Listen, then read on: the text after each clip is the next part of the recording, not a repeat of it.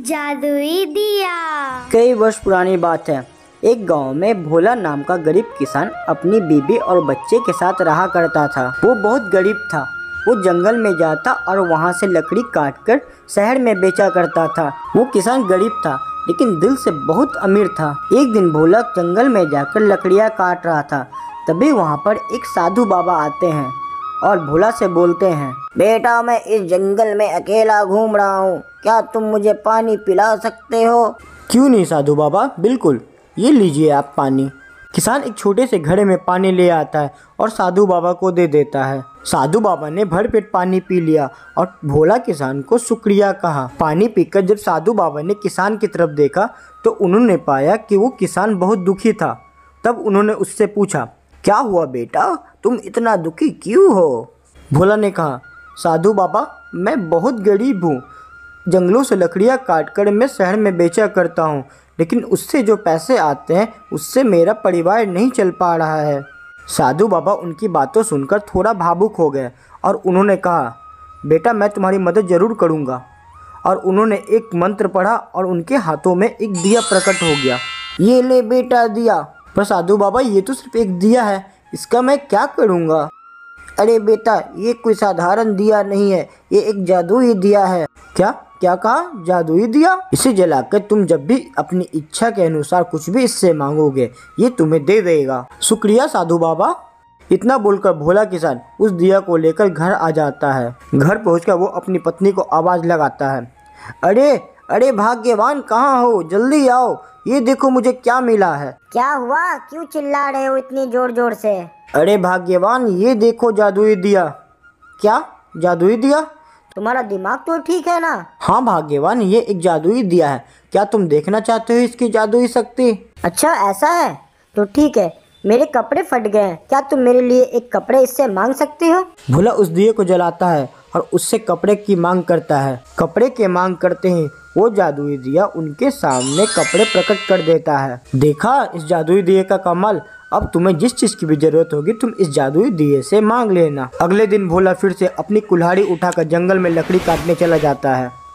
उसके जाने के बाद उसकी बीबी और बच्चे उस दिए को जलाते हैं और उस दिए से जो चाहते हैं वो मांग लेते हैं। बड़ा सा घर, टेबल, कुर्सियाँ और भी बहुत कुछ। देखते हैं देखते उनके घर का पूरा माहौल ही बदल जाता है। शाम होकर जब भोला अपने घर पे वापस आता है तो देखकर वो चौंक जाता है।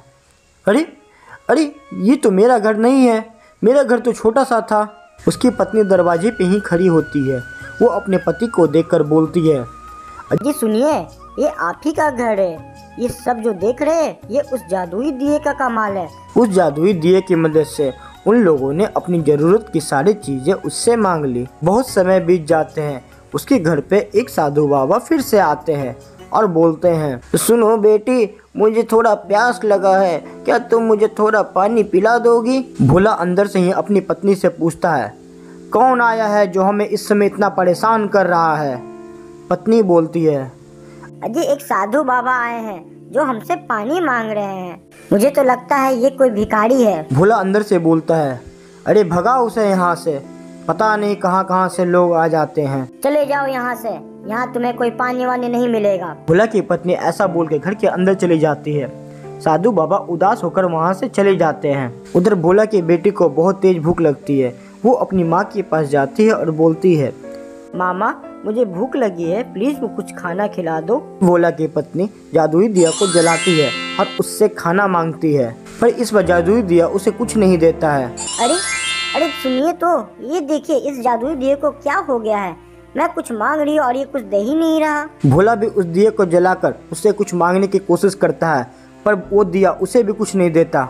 फिर भोला सोचता है, अभी अभी जो साधु बाबा आकर यहाँ से गए थे उन्होंने ही मुझे ये जादुई दिया दिया होगा। शायद वो हमारी परीक्षा लेने के लिए यहाँ आए थे। ये सोचकर भोला दौड़ता हुआ साधु बाबा के पास जाता है और रास्ते में जब उसे साधु बाबा मिलते हैं तो वो बोलता है, साधु बाबा रुकिए रुकिए साधु बाबा। फिर साधु बाबा रुक जाते हैं। भोला उदास होकर साधु बाबा से बोलता है, साधु बाबा मुझे माफ़ कर दीजिए, बहुत बहुत बड़ी गलती हो गई है मुझसे, मेरी पत्नी से बहुत बड़ी भूल हो गई है साधु बाबा, मुझे माफ़ कर दीजिए। अब चलिए मेरे साथ, मैं आपको पानी पिलाता हूँ। नहीं बेटा, अब वहाँ जाने का कोई फ़ायदा नहीं, तुम अच्छे इंसान थे इसलिए वो दिया तुम्हारा साथ दे रहा था। धन आते ही तुम्हारी अंदर की इंसानियत मर गई है, अब वो दिया तुम्हारे किसी काम का नहीं। ये बोलकर साधु बाबा जंगल की ओर चले जाते हैं और वो आदमी अपनी करनी पे फूट फूट कर रोने लगता है। कुछ देर बाद जब वो अपने घर लौटता है तो वो देखता है कि उसका घर फिर से झोपड़ी का हो गया है और वो पहले की स्थिति में फिर से आ गया है। तो बच्चों, हमें इस कहानी से ये शिक्षा मिलती है कि इंसानियत को कभी नहीं भूलना चाहिए, चाहे हमारी परिस्थिति कैसी भी हो।